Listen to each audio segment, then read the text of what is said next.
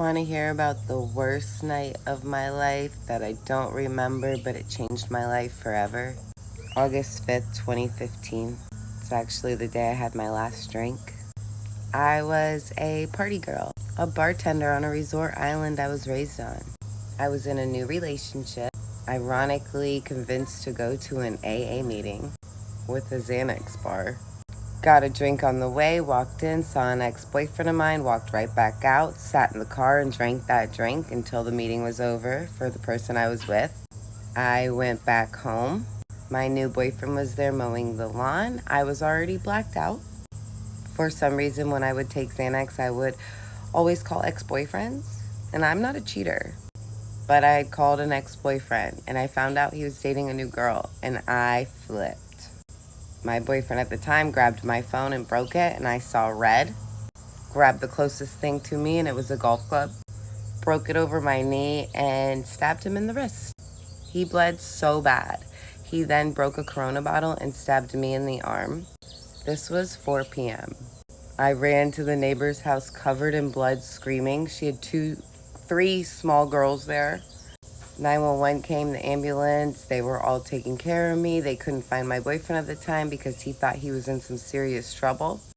I get taken to the ER. They follow the trail of blood and find my boyfriend at the time. He ends up at the ER too, and they are worried about him losing a lot of blood, and I hit a main artery, and he was going to be going to the next town over. I'm sitting in there talking to a cop the whole time, getting stitched up. And then next thing you know, they're arresting me. I did squeeze a prescription out of that doctor, though. In the parking lot of the ER, I saw him in the ambulance, and I actually tried to run in cuffs to him. I don't remember a lot of this. Bits and pieces came back like years later. I'm arrested. I'm in jail. I wake up the next day, and I have a $25,000 bond. I'm booked in. My cellmate killed someone in a DUI. My next door neighbor killed her baby daddy. I was in a whole different world than Little Hilton Head Island. I cried so bad. My mom wouldn't talk to me. My boyfriend was okay, and he was talking to me.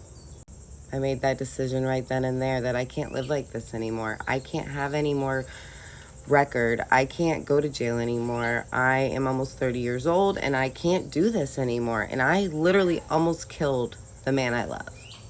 So a week into jail, my mom finally answered my calls. I decided I'm selling everything. I'm selling my brand new Dodge Charger. I'm selling it all. And I sat in there for 30 days and went straight to treatment.